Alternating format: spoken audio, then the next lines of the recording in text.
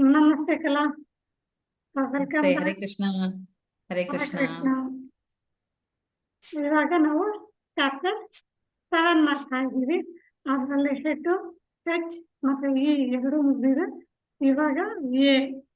So H ಅಲ್ಲಿ ನಾವು hearing, A ಅಂದ್ರೆ ಸೊ ಎಚ್ ಇ ಸಾರಿ ಇ ಅಂದ್ರೆ ಎವ್ರಿವೇರ್, ಹೇಗೆ ದೇವರು ಎಲ್ಲಾ ಕಡೆ ಇದ್ದಾರೆ ಅಂತ, ಅಥವಾ ಕೃಷ್ಣನೇ ಎಲ್ಲ ಅನ್ನೋದನ್ನ ನಾವು ನೋಡಿದ್ವಿ. ಇವಾಗ ಎ. ಎ ಎ ಅಂದ್ರೆ ಇವಾಗ ಫಸ್ಟ್ ಕೃಷ್ಣ ಕೇಳಿಸ್ಕೋಬೇಕು, ಹಿಯರ್ ಮಾಡಬೇಕು, ಅಥಾರಿಟೇಟಿವ್ ಸೋರ್ಸ್ನ ಹೇಳಿದ್ರು. ಆಮೇಲೆ ಎಲ್ಲೆಲ್ಲಿ ತಾನಿದ್ದಾನೆ ಅಂತ ಹೇಳಿ ತನ್ನ ಎಲ್ಲ ಅಂತ ಹೇಳಿದ್ರು. ನೆಕ್ಸ್ಟ್ ಇವಾಗ ಎಲ್ಲ ಕಡೆ ತಾನು ಇದ್ಬಿಟ್ಟ ಅನ್ನೋದಕ್ಕೋಸ್ಕರ ನಾವು ಆಕ್ಸೆಪ್ಟ್ ಮಾಡ್ಕೋಬೇಕಾ? ಎ ಅಂದ್ರೆ ಆಕ್ಸೆಪ್ಟ್ ಆರ್ ರಿಜೆಕ್ಟ್. ನೀನು ಆಕ್ಸೆಪ್ಟ್ ಆದ್ರೂ ಮಾಡಪ್ಪ, ರಿಜೆಕ್ಟ್ ಆದ್ರೂ ಮಾಡಪ್ಪ, ನನಗೆ ತೊಂದರೆ ಇಲ್ಲ ಅಂದ್ಬಿಟ್ಟ ಕೃಷ್ಣ. ಹ್ಮ್. ಆಯ್ತಾ? ಹೇ- ಅಹ್ ಎಷ್ಟು ಜನ ಹಾಗಾದ್ರೆ ಎಲ್ಲಾ ಕಡೆ ದೇವ್ರು ಇದ್ದಾನೆ ಅಂದ್ರೆ ಮತ್ತೆ ಏನಕ್ಕೆ ಎಷ್ಟೋ ಜನ ದೇವ್ರನ್ನ ನಂಬೋದೇ ಇಲ್ಲ, ದೇವ್ರು ಇದ್ದಾನೆ ಅಂತ ಒಪ್ಪೋದೇ ಇಲ್ಲ. ಮತ್ತೆ ಯಾಕೆ ಆ ತರ ಎಲ್ಲ ಆಗ್ತಾ ಇದೆ, ಆ ತರ ಎಲ್ಲ ಇದೆ ಯಾಕೆ? ವೈ ಇಸ್ ಅದ್ರ ಇಟ್ ಲೈಕ್ ಜೊತೆಗೆ ದಟ್? ಇನ್ನೊಂದು ಏನು ಅನ್ಸುತ್ತೆ ಅಂದ್ರೆ, ಓಕೆ ಇವಾಗ ನಾವು ಸೋಮಾರಿತನ ಅಂದ್ರೆ ಅದು god, it's okay.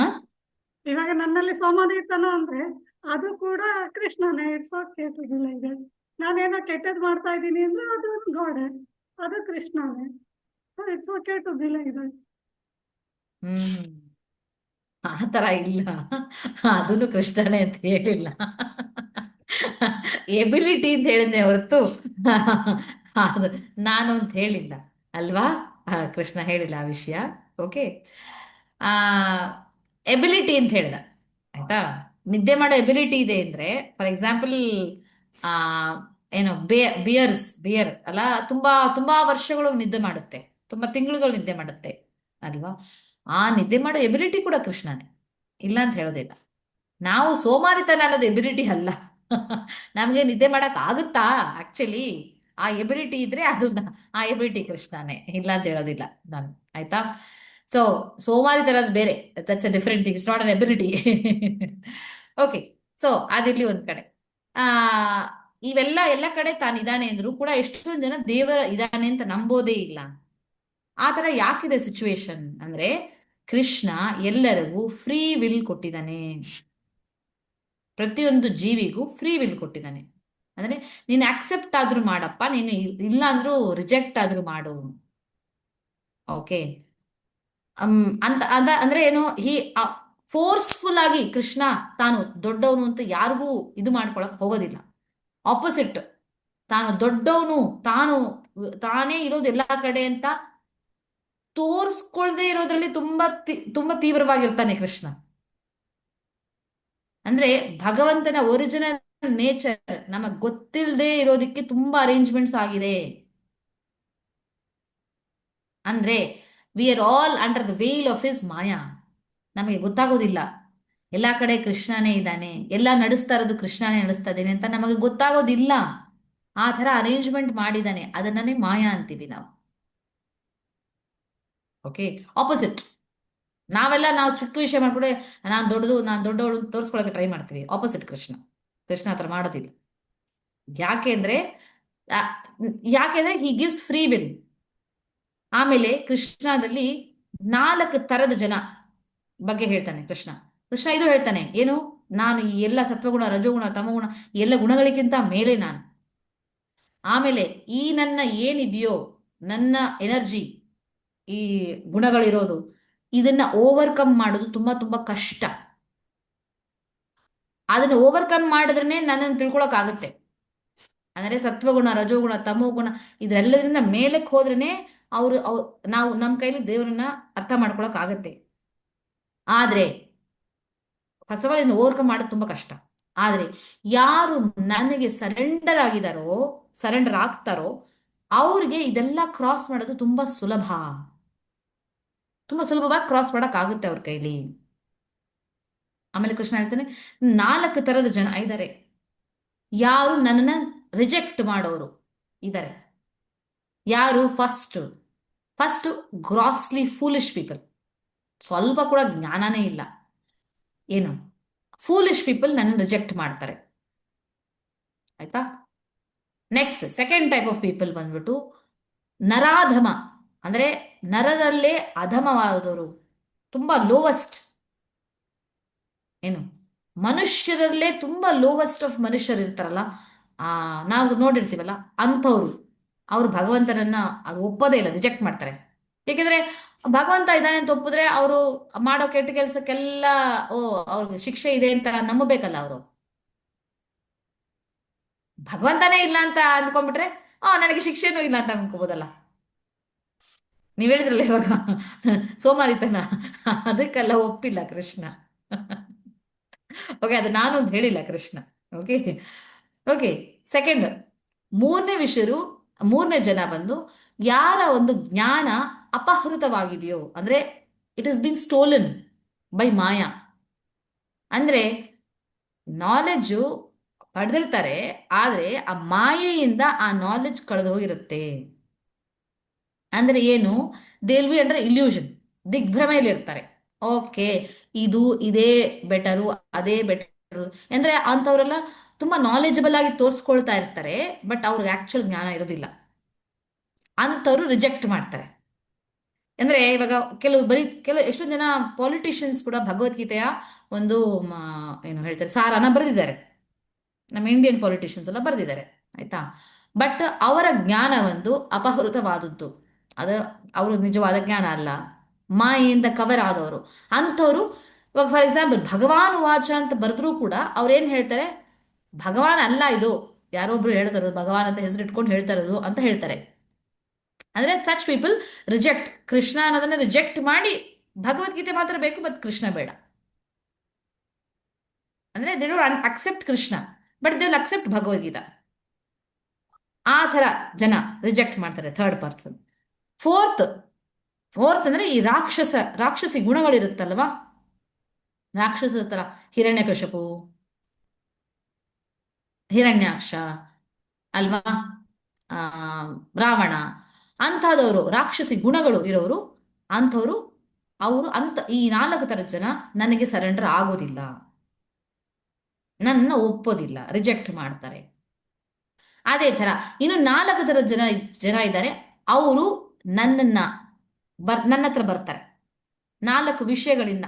Okay, 4 types of Pius people ಅಂದ್ರೆ ಏನ್ ಹೇಳ್ತೀವಿ, ಆಮ್, ಒಳ್ಳೆ ಒಳ್ಳೆ ಜನ. ಓಕೆ, ಅವರು ಭಕ್ತಿಯನ್ನ ಮಾಡ್ತಾರೆ.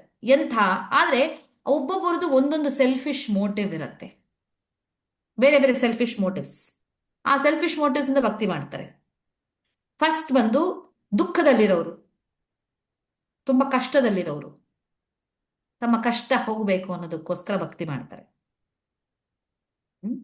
ಎರಡನೇದು, ಯಾರಿಗೆ ಸುಖ ಸಂಪತ್ತು ಐಶ್ವರ್ಯ ಬೇಕೋ, ಆಸೆಗಳು ಪೂರೈಸ್ಕೋಬೇಕೋ, ಅದಕ್ಕೋಸ್ಕರ ಬಂದು ಪೂಜೆ ಮಾಡ್ತಾರೆ, ನನ್ನನ್ನು ಒಪ್ಪುತ್ತಾರೆ. ಓಕೆ, ನನಗಿಂತ ದೊಡ್ಡವರಿದ್ದಾರೆ, ಅವರ ಕೃಪೆ ಸಿಕ್ಕಿದ್ರೆ ನನಗೆ ಸಂಪತ್ತು ಸಿಗತ್ತೆ ಅಂತ ಹೇಳಿ ಪೂಜೆ ಮಾಡ್ತಾರೆ. ದುಃಖದಲ್ಲಿರೋ ಕಷ್ಟಗಳು, ನನ್ನ ಕೈಲಿ ಇದನ್ನು ಸಾಲ್ವ್ ಮಾಡಕ್ ಆಗ್ತಾ ಇಲ್ಲ, ಭಗವಂತ ಸಾಲ್ವ್ ಮಾಡ್ತಾನೆ ಅಂತ ಹೇಳಿ ಭಗವಂತನ ಒಪ್ಪುತ್ತಾರೆ ಅಲ್ವಾ. ಮೂರನೇ ತರದ ಜನ ಬಂದು ಇನ್ಕ್ವಿಸಿಟಿವ್ ಪೀಪಲ್, ಕ್ಯೂರಿಯಸ್. ಅವ್ರಿಗೆ ಆ ಏನಿದು, ಹೆಂಗಾಗ್ತಾ ಇದೆ ಇದು, ಒಂದು ಒಂದು ಕ್ಯೂರಿಯಾಸಿಟಿ ಅಲ್ಲ, ಇದು ಹೆಂಗಾಗ್ತದೆ, ಹಾಗಾಗ್ತಾ ಇದೆಯಾ, ಹೀಗಂದ್ರೆ ಏನು, ಹಾಗಂದ್ರೆ ಏನು ಅಂತ ಒಂದು ಸ್ವಲ್ಪ ಕ್ಯೂರಿಯಸ್ ಇರ್ತಾರೆ. ಅಂಥವ್ರು ಭಗವಂತ ಇದ್ದಾನೆ ಅಂತ ಒಪ್ತಾರೆ. ನಾಲ್ಕನೇದು, ಇವರು ಅವರು ನಿಜವಾದ ಸತ್ಯ ಏನು, ಈ ಜಗತ್ತಿನ ಹಿಂದೆ ಇರೋ ಏನು ಸತ್ಯ ಅದು ಅಂತ ತಿಳ್ಕೊಳ್ಳೋಕ್ಕೆ ಟ್ರೈ ಮಾಡ್ತಿರ್ತಾರೆ ಅಂಥವ್ರು. ಅಂದ್ರೆ ಈ ಜಗತ್ತಲ್ಲಿ ಏನೋ ಇದೆಪ್ಪ, ಏನೋ ಒಂದು ಶಕ್ತಿ ಇದೆ, ಆ ಶಕ್ತಿ ಏನದು ಅಂತ, ಶಕ್ತಿ ಅಂತ ಒಂದು ಇದೆ ಅಂತ ಒಪ್ಕೋತಾರೆ. ಸೊ ಈ ನಾಲ್ಕು ತರದ ಜನನು ನನ್ನ ಒಂದು ಸುಪೀರಿಯಾರಿಟಿನ ಅಕ್ಸೆಪ್ಟ್ ಮಾಡಿಕೊಂಡು ನನ್ನನ್ನ ಪೂಜೆ ಮಾಡೋದಕ್ಕೆ ಬರ್ತಾರೆ. ಆದರೆ ಈ ಎಲ್ಲಾ ತರದ ಜನರಲ್ಲೂ ಯಾರು ನಿಜವಾದ ಒಂದು ಭಕ್ತಿಯಿಂದ, ಏನು ಯಾವ ಸೆಲ್ಫಿಶ್ ಇಂಟೆನ್ಷನ್ಸು ಇಲ್ಲದೆ, ಅಂದ್ರೆ ಫುಲ್ ನಾಲೆಡ್ಜ್ ಜೊತೆಗೆ, ಅಂದ್ರೆ ತಾನು ಆತ್ಮ, ಇವರು ಪರಮಾತ್ಮ, ನನಗೂ ಇವ್ರಿಗೂ ಒಂದು ಕನೆಕ್ಷನ್ ಇದೆ ಅನ್ನೋದಕ್ಕೋಸ್ಕರನೇ ಅವ್ರ ಜೊತೆಗೆ ಒಂದು ಸಂಬಂಧ ಬೆಳೆಸ್ಕೊಳಕ್ ಟ್ರೈ ಮಾಡೋದು. ಆ ಪ್ರೀತಿ, ಆ ಸಂಬಂಧ ಬೆಳೆಸ್ಕೊಳಕ್ ಟ್ರೈ ಮಾಡೋದು. ಏನೋ ನನಗೆ ದುಃಖ ಹೋಗುತ್ತೆ ಅಂತಾನೋ ಅಥವಾ ನಂಗೆ ಸಂಪತ್ತು ಸಿಗುತ್ತೆ ಅಂತಾನೋ ಆ ಥರ ಯಾವೊಂದು ಸೆಲ್ಫಿಶ್ ಮೋಟಿವ್ಸು ಇಲ್ಲದೆ ಮಾಡ್ತಾನಲ್ವಾ, ಅಂಥವನು ನನಗೆ ತುಂಬಾ ಪ್ರಿಯವಾದವನು. ನಾನು ಅವನಿಗೆ ತುಂಬಾ ಪ್ರಿಯ, ನನಗೂ ಅವನು ತುಂಬಾ ಪ್ರಿಯವಾದವನು. ಓಕೆ. ಅ- ಈ ತರ ಏನು ಡಿವೋಟೀಸ್ ಇರ್ತಾರೋ, ಈ ತರ ಭಕ್ತರು ಇರ್ತಾರೋ, ನಿಜವಾಗ್ಲೂ ನಿಜವಾಗ್ಲೂ ಒಳ್ಳೆ ಆ, ಅಂದ್ರೆ ಆ, ಒಳ್ಳೆ ಒಳ್ಳೆ ಆತ್ಮಗಳು.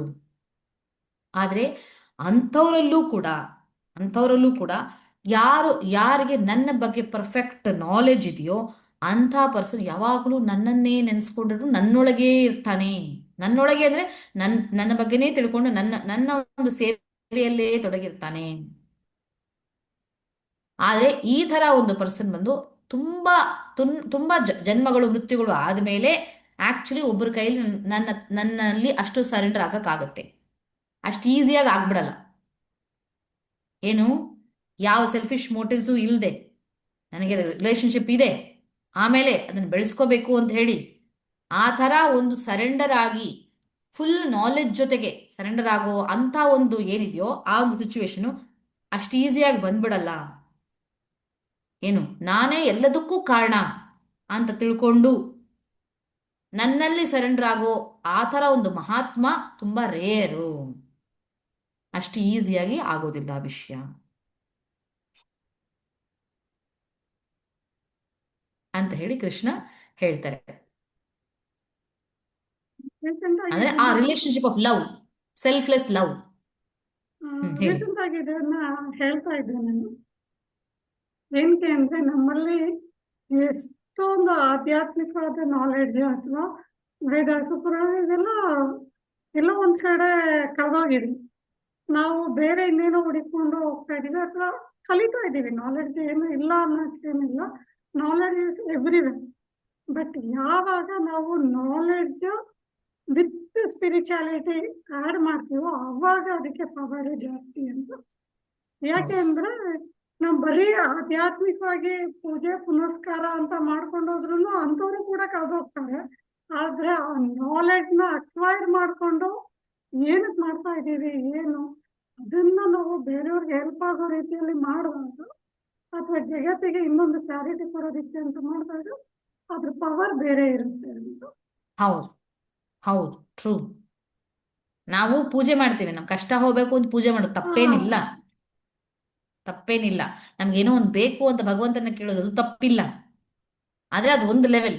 ಅದಕ್ಕಿಂತ ಮೇಲೆ ಸೆಲ್ಫ್ಲೆಸ್ ಆಗಿ ನನಗೂ ಭಗವಂತನಿಗೂ ಒಂದು ರಿಲೇಶನ್ಶಿಪ್ ಇದೆ ಅನ್ನೋದು ತಿಳ್ಕೊಂಡು ಅವನೇ ಎಲ್ಲದಕ್ಕೂ ಕಾರಣ ಅಂತ ತಿಳ್ಕೊಂಡು ಪೂಜೆ ಮಾಡೋದು ಅದೇ ಬೇರೆ. ಸೇಮ್ ಪೂಜೆನೆ, ಆದ್ರೆ ಅದರಲ್ಲಿ ಹಿಂದಿರೋ ಜ್ಞಾನನೇ ಅದನ್ನ ಡಿಫ್ರೆನ್ಶಿಯೇಟ್ ಮಾಡುತ್ತೆ ಹ್ಮ್. ಅಲ್ವಾ. ಸೊ ಅದನ್ನ ಹೇಳಿದಾರೆ ಕೃಷ್ಣ. ನೀ ಅಕ್ಸೆಪ್ಟ್ ಆದ್ರೂ ಮಾಡಪ್ಪ, ರಿಜೆಕ್ಟ್ ಆದ್ರೂ ಮಾಡು. ನೀನ್ ಅಕ್ಸೆಪ್ಟ್ ಮಾಡೋ ಕ್ಯಾಟಗರಿಯಲ್ಲಿ 4 ಥರದ ಜನ ಇದ್ದಾರೆ, ರಿಜೆಕ್ಟ್ ಮಾಡೋ ಕ್ಯಾಟಗರಿಯಲ್ಲಿ 4 ಜನ ಇದ್ದಾರೆ. ಸೊ 4 ಕ್ಯಾಟಗರಿಯಲ್ಲಿ ಅದ್ ನೀನ್ ಎಂತ ಕ್ಯಾಟಗರಿ ಬೀಳ್ತೀಯೋ ಬೀಳು, ನನಗೇನು ಪ್ರಾಬ್ಲಮ್ ಇಲ್ಲ ಅಂತ ಕೃಷ್ಣ ಅದೇ ಹೇಳ್ತಾರೆ. ಫೂಲಿಶ್ ಪೀಪಲ್, ನರಾಧಮರು, ಇಂಥವರೆಲ್ಲ ರಾಕ್ಷಸರು, ರೈಟ್, ಅವರೆಲ್ಲ ಅಕ್ಸೆಪ್ಟ್ ಮಾಡ್ಕೊಳಲ್ಲ. ಅದಕ್ಕೆ ಕೃಷ್ಣ ಇಸ್ ಓಕೆ, ಇರ್ಲಿ, ತೊಂದರೆ ಇಲ್ಲ. ಇವಾಗ ಹೇಗೆ ಅಂದ್ರೆ ಇದು ಇದು ಸಚ್ ಅ ಬ್ಯೂಟಿಫುಲ್ ಥಿಂಗ್. ಒಬ್ಬ ಒಬ್ಬ ತಂದೆಗೆ 4 ಥರದ ಮಕ್ಕಳಿದ್ದಾರೆ. ಒಬ್ಬ ಮಗ ತುಂಬಾ ಒಬೀಡಿಯಂಟ್, ಒಬ್ಬ ಮಗ ತುಂಬಾ ಶಾಂತ, ಇನ್ನೊಬ್ಬ ಮಗ ತುಂಬಾ ಕೋಪಿಷ್ಟ, ಇನ್ನೊಬ್ಬ ಮಗ ತುಂಬಾ ಸೋಮಾರಿ ಅಂತ ಅನ್ಕೊಳ್ಳಿ. ಫಾರ್ ಎಕ್ಸಾಂಪಲ್ 4 ಥರದ ಮಕ್ಕಳಿದ್ದಾರೆ. ತುಂಬಾ ಒಬೀಡಿಯಂಟು, ತುಂಬಾ ಇದು ಆಯ್ತಾ. ಹಾಗಂತ ಆ ಕೋಪಿಷ್ಟ ಮಗನ ಬಿಟ್ಬಿಡ್ತಾರ ಅಪ್ಪ ತಂದೆ? ಹಾಗಂತ ಸೋಮಾರಿ ಮಗನ ಬಿಟ್ಬಿಡ್ತಾರ ಕೃಷ್ಣ? ಇಲ್ಲ, ಅವರನ್ನು ಮೇಂಟೈನ್ ಮಾಡ್ತಾರ ತಾನೆ. ಹಾಗೆ ಆ ರಾಕ್ಷಸರನ್ನು ಮೇಂಟೈನ್ ಮಾಡೋದು ಕೃಷ್ಣನೇ. ನೀನನ್ನು ಒಪ್ಲಿಲ್ವಾ, ಪರವಾಗಿಲ್ಲ, ಅಂಥವನಿಗೂ ಗಾಳಿ ಬೆಳಕು ಕೊಟ್ಟು ಊಟ ಕೊಡೋದು ಭಗವಂತನೇ.